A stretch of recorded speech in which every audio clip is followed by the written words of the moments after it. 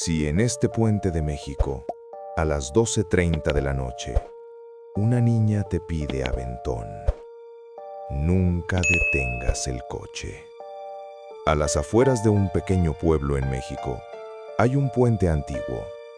La gente del lugar lo llama Puente del Silencio. Dicen que por la noche casi nadie pasa por ahí. En ese puente, la señal del teléfono desaparece de repente, la radio deja de funcionar y una extraña y profunda quietud lo cubre todo. Al principio la gente pensó que solo era un rumor, pero una noche, un taxista tuvo una experiencia que nunca olvidaría. Eran las 12:30 de la madrugada. La carretera estaba completamente desierta. Solo los faros del taxi cortaban la oscuridad. Cuando su coche llegó a la mitad del puente, vio a una pequeña niña parada al lado de la carretera. Llevaba puesto un viejo vestido blanco. Su cabello caía sobre su rostro y estaba de pie, con la cabeza inclinada y completamente en silencio. Cuando vio el taxi, levantó lentamente la mano, como si estuviera pidiendo aventón. El conductor pensó que tal vez la niña estaba perdida. Detuvo el coche lentamente y asomándose por la ventana le preguntó: «Niña, ¿qué haces aquí a esta hora?».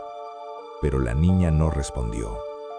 El conductor bajó del coche y caminó lentamente hacia ella. Y entonces vio algo que se convertiría en el momento más aterrador de su vida. Los pies de la niña estaban al revés. El corazón del conductor comenzó a latir con fuerza. Cuando iluminó su rostro con la linterna, su cara estaba completamente pálida y sus ojos eran totalmente negros. El conductor, lleno de terror, corrió de regreso al taxi y escapó del puente a toda velocidad. A la mañana siguiente le contó todo a la policía. Cuando revisaron los archivos antiguos, encontraron un viejo reporte. Hace 20 años, en ese mismo puente, un coche atropelló a una niña pequeña y murió, exactamente a las 12:30 de la noche. Desde entonces la gente del lugar dice que, cada noche, a las 12:30, esa niña aparece en el puente pidiendo aventón a los conductores. Y lo más aterrador de todo es que el conductor que la deja subir al coche nunca vuelve a ser visto con vida.